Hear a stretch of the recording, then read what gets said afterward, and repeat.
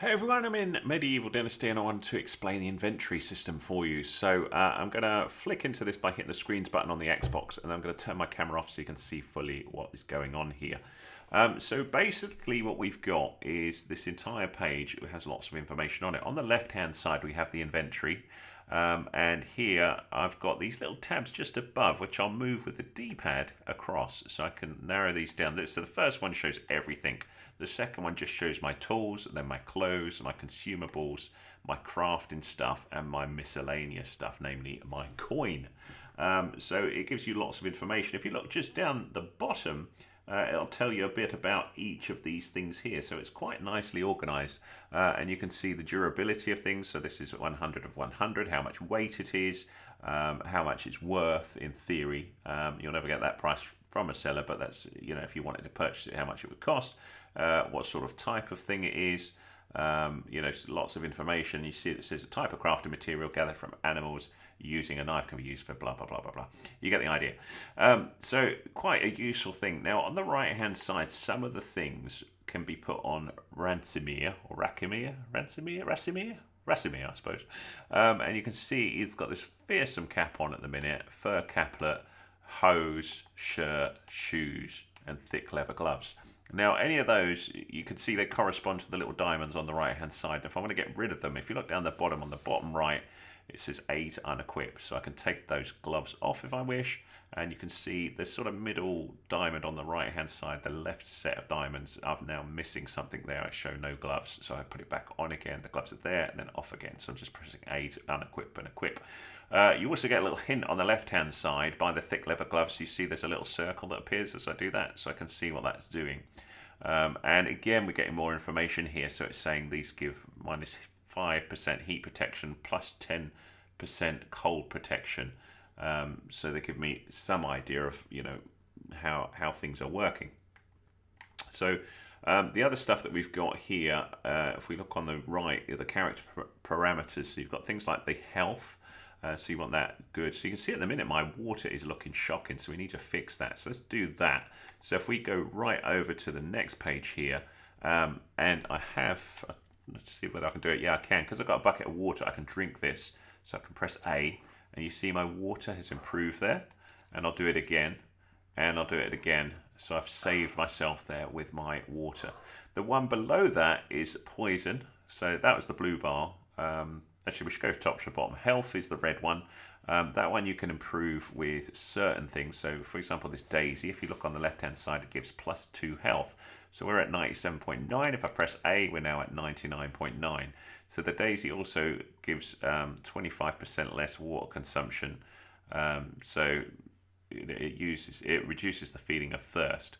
Now you can see I'm also a bit hungry. So the next one down, the little food icon, it's at 50.7 at the minute. If I eat some meat, so this one here is 5 food, so I'll press this, and each time I eat one of those, so I'm using A to do this, you can see that the food, or my little food bar is going up. 75, 80, 85, 90. Oops, you've got to be careful as you're doing it, you don't accidentally eat something that you didn't want to. So you can also eat raw meat, but it will poison you a little bit. We're going to do that just in this example, because I want you to look at the bar just below. The water bar has now gone up purple, so I'm 10% poisoned. Now you can cancel that out with certain things as well. So if we have a little look and see, let me see if I've got anything that will remove poison. Oops, hang on, go back there. There we go. St. John's wort will remove poisoning. So if I have a bit of that, you can see the poison bar has now gone down to 0. The one below that is for if those who want to have a bit of alcohol. You can get your character quite drunk, and the more you drink, the more drunk you will get, and the more out of control you will get. So you generally don't want to do that. I think there's certain things that you'll find that will help. There you go. Hembane will do -2 alcohol, but it will also poison you a bit. So you've got that. On the right hand side, you've got your temperature. You want to be in the green. You can see it. I'm at 19 degrees C at the minute, so quite happily okay there. If I went blue, I'm going to be cold. That's going to affect my health. If I go too hot, that's going to affect my health as well. So if you wear too hot sets of clothes in the summer, you're going to heat up too much. And if you wear too few clothes in the winter, you're going to cooldown as well. You've then got things like your armor and stuff like that, so how much protected you are, your cold protection, protection against heat and things like that as well. So that all shows there as well. So flicking through the other things, I think that's the bulk of stuff that we've got here. Oh, one other thing I want to point out is in yellow, if you look on the left hand side just beneath feather, and then on the right hand side this is 36.21 of 35 kilos. So the weight that I can carry is 35 kilos, and at the minute I'm slightly over that. So what that will mean is I'm having to spend a bit more energy doing stuff.